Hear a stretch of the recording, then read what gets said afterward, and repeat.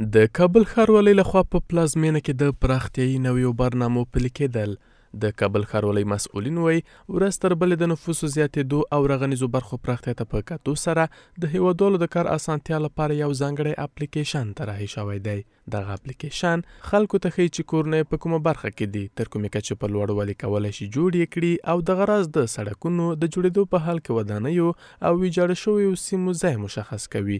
دغه برنامه په ځانګړې توګه هغو کسانو لپاره چې غواړي کورونه یې نوي جوړ کړي کره لارښوونه کوي. هغه کې موږ تفصیلي پلانونه کومې ناحیې تقریبا موږ 12 ناحیې دي چې په هغه کې تفصیلي پلانونه لري. د هغو ناحیو لپاره موږ زونینګ پلانونه ترتیب کړي دي. زونینګ پلان شاید دلته ډېر دوستان پرې پوهېږي چې ارتفاعات د تعمیراتو ده. د هغو لپاره موږ پرزنټیشن جوړ کړی ده او هغه به دوی درته ارائه کړي. د کابل ښاروالۍ د مسؤلینو په وینا دمګړی د کابل ښار 80 سلنه ساحې غیر پلاني او یوازې 30 سلنه یې د مشخصه پلان لرونکي دي. په همدې موخه ښاروالۍ پر تفصیلي برنامو کار پیل کړی او په پام کې د دغه طرحه د کابل ښار په 14 ناحیو کې پلي شي.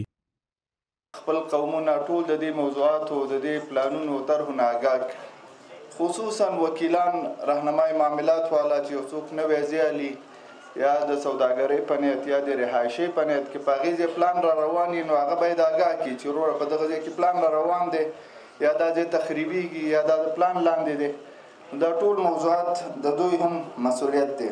از امارت اسلامی یک تقاضا داریم شهروالۍ کابل که با تشکیلات جمعیت 500,000 تشکیل شده بود، حال به 5 میلیون هم که جمعیت رسیده همو تشکیلات است، همو ناحیه است، همو پرسنل خدماتی است و همو دید و همو سیستم است که قناعت مردم و مشکلات مردم رفع نمیتونه. د ښاروالۍ مسؤلین دغه راز ټینګار کوي چې د دې ښار پراختیا به د خلکو د ګډون او د ښاري برنامو مراعاتولو پرته ممکن نه وي.